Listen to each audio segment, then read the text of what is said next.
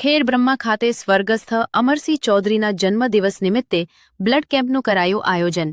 મોટી સંખ્યામાં કોંગ્રેસ કાર્યકરો રહ્યા ઉપસ્થિત. ખેડ બ્રહ્મા ખાતે સ્વામી વિવેકાનંદ હોલ ખાતે કોંગ્રેસના ભૂતપૂર્વ મુખ્યમંત્રી સ્વર્ગસ્થ અમરસિંહ ચૌધરીના જન્મદિવસ નિમિત્તે ચોથા બ્લડ ડોનેશન કેમ્પનું આયોજન કરવામાં આવ્યું હતું, જેમાં મોટી સંખ્યામાં કોંગ્રેસ કાર્યકરો, આગેવાનો અને હોદ્દેદારો ઉપસ્થિત રહ્યા હતા. કાર્યક્રમનું ઉદ્ઘાટન કોંગ્રેસ ધારાસભ્ય અને ઉપનેતા ગુજરાત વિધાનસભાના શૈલેષભાઈ પરમારના હસ્તે કરવામાં આવ્યું હતું.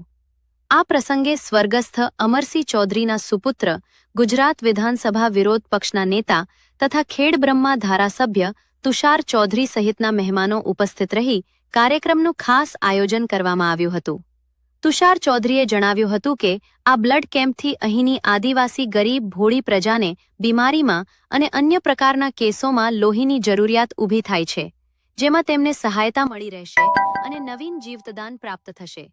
કાર્યક્રમમાં પધારેલ મુખ્ય મહેમાનોમાં રામાભાઈ સોલંકી, રાજેન્દ્રભાઈ પારધી, અશોકભાઈ પટેલ, સુરેશભાઈ પટેલ, અરુણભાઈ પટેલ, રાજેન્દ્રસિંહ ઠાકોર, વનરાજસિંહ રાઠોડ, ઇમરાનભાઈ ઠાકોર, રતનબેન સુત્રિયા, લીલાબેન ડાભી, ભૌરસિંહ ચંદાવત, અમિતભાઈ શર્મા, શાંતિલાલ ગમાર તથા રાજુભાઈ ડોન સહિતના તાલુકા/જિલ્લા હોદ્દેદારો ઉપસ્થિત રહ્યા હતા.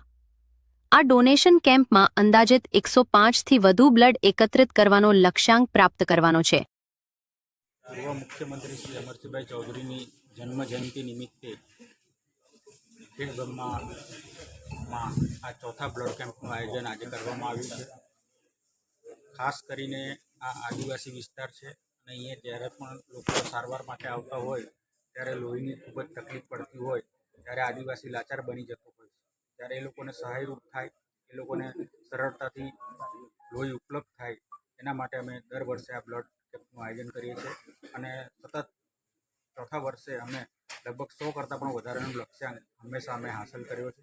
આ વખતની પણ અમારી આશા છે કે 100 કરતાં વધારે બ્લડ અમે આજે એકત્ર કરીશું.